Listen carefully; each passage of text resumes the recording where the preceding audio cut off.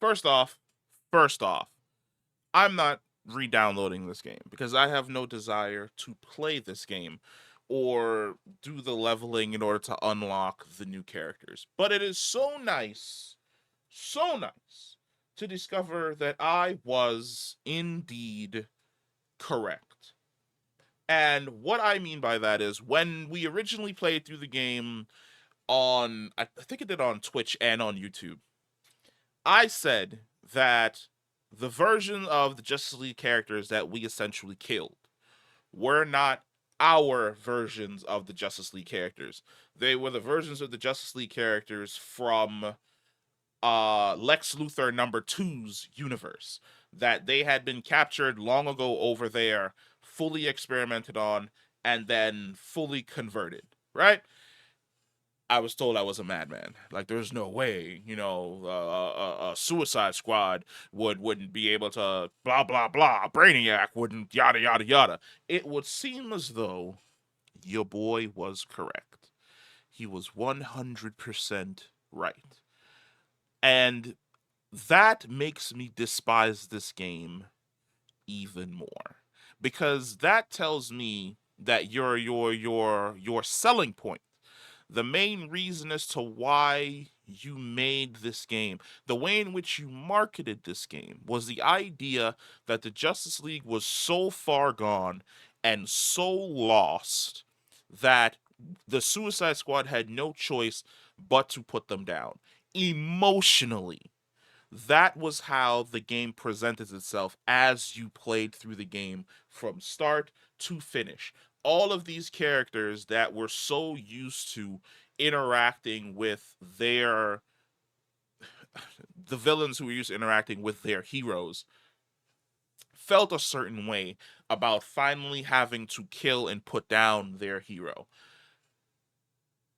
That was the okay part, I feel like, of the story. Because yes, people hated the fact that Harley shot Batman in the head, but Harley even explains the reason as to why she did it, which is that even though he's being mind controlled, even though he's made to do heinous shit, somewhere deep down inside of him, the man that he used to be is still there, and it's still trying to fight its way through, and he wouldn't want to be compromised in such a way. He'd rather die. So I understood that approach. I understood Boomerang's approach to basically dealing with Flash, even if I feel as though that was a little bit low-key fucking disrespectful.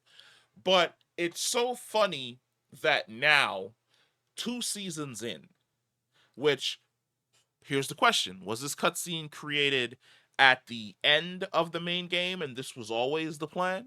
Or was the backlash so bad that now it's like, yeah, it's a Suicide Squad, but eventually you'll be able to play as the Flash.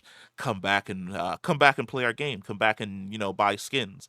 Come back and pay for our new season pass because now it's no longer just Suicide Squad. Now it's also the Justice League characters that we're gonna add. And guess what? Eventually you're going to be able to get Superman and play as Superman as well and fly around Metropolis. No, thank you. Any type of goodwill that this game could have had died when they released the first season pass, and you need to level up to like level 35 or 50 or something in order to play as the Joker. Second I saw that, I was like, nope, delete right off the system. No longer cared. I think we've gotten interesting characters from this game. None of the characters that they've been adding are interesting to me in any way, shape, or form. Don't care about Mrs. Freeze. I think we're supposed to get Black Manta. Don't really care about the Black Manta that they're planning to create. Don't really care about this variant of the Joker, who's never encountered Batman and is literally like in the first 6 months of being Joker. Don't care. Doesn't matter to me. I'm not coming back to the game. I'm not spending money on the game. I'm not wasting time on the game. I'm honestly amazed that this cutscene decided to pop up in my for you page. Like, that in and of itself was absolutely baffling to me. I think Asmongold is absolutely right to be laughing his ass off at this game because it's too late. It's far too late. Any type of attempt you could have made to basically repair the situation is not going to be there because the question now is going to be asked, okay, so we played as a Suicide Squad and now we're rescuing the Justice League. What about Wonder Woman Sacrifice?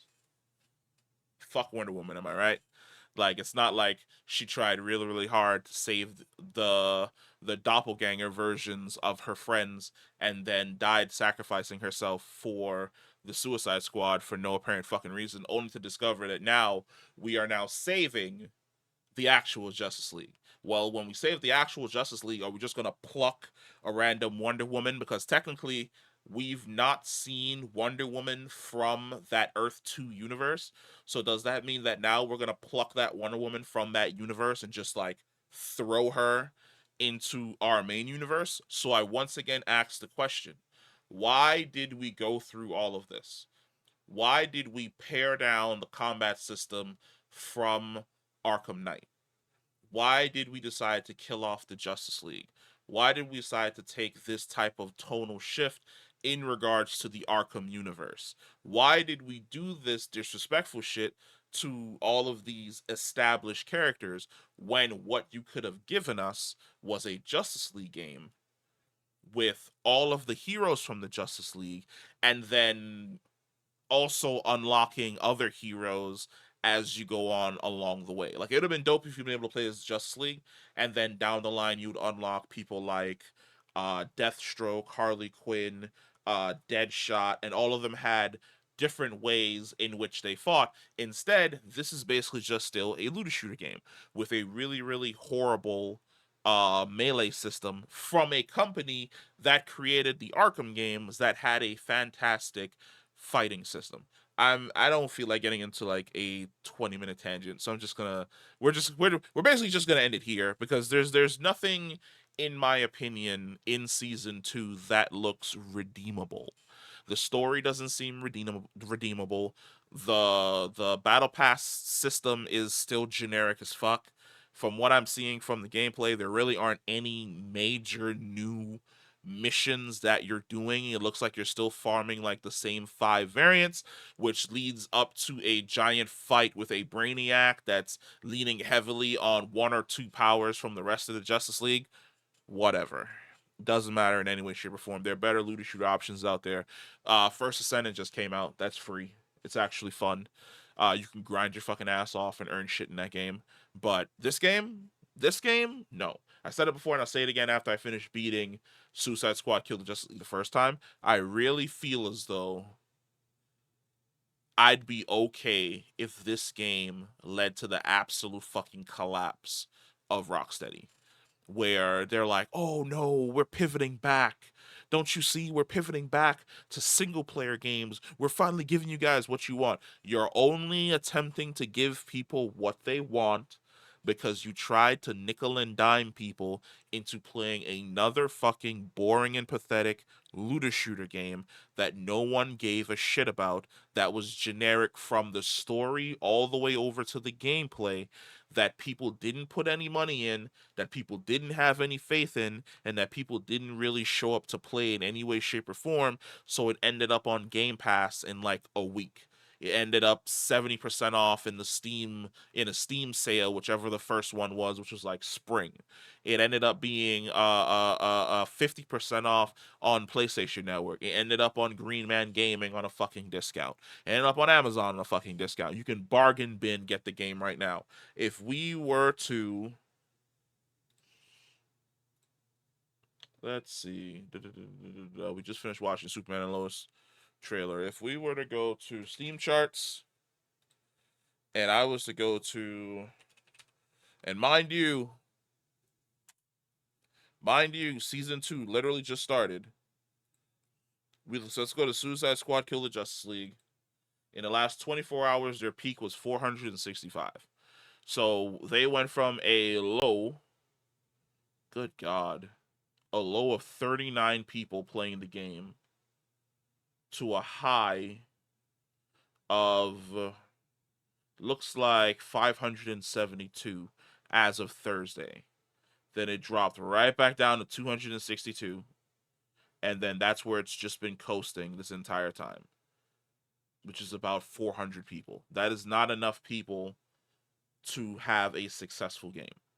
I'm extremely sorry. It's not enough people to be able to generate the type of the offsetting, which is the cost of running the servers, uh, um, maintaining staff, creating updates for the game, fixing bugs, that cost is higher than what you're generating in regards to revenue with your free to play model. There aren't enough people in that 465 buying the battle pass and purchasing skins and picking up charms and doing all this other fucking shit in order for you to maintain a healthy ecosystem, which is one of the reasons why we ended up hearing that they were basically running on a skeleton crew. So if most companies do a gaming track of, I think the way in which Bungie does it is Bungie is always 2 seasons ahead. So they are the season that you're currently working on. Well, no, the season that players are currently playing is done. The next season is about 95% done with just some small sprinkling and touches, and then they're working on the season after that. So that by the time you get to the next season and that slides into place, the following season is at 95% done and they're already working on the next season after that. If this game, and I'm talking off the top of my head, let's say this game has 3 seasons in it, and I said this before, I do not see this game making it through the entire 4 season rotation that they were talking about.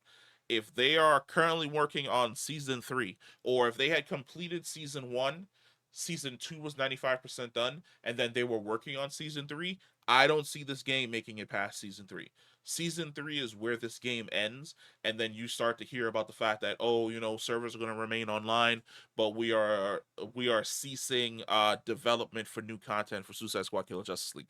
So this game probably, it's on life support. It's on mega life support, and I would say it will be another 3 months. So January, February, March, April, May, June, July, August, September, October. By early October, end of October, I 100% tell you that this game is going to be dead in the water. Where you discover that they did not work on a season 3. Season 3 was canceled behind the scenes, and that was the reason why they were talking about the massive reduction in staff still working on the game and having those people be shifted over to the single player stuff. But here's the other question, and here's the final question.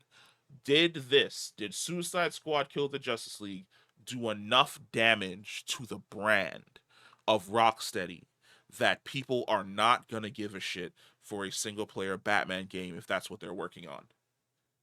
Has enough damage been done to the brand? I think so.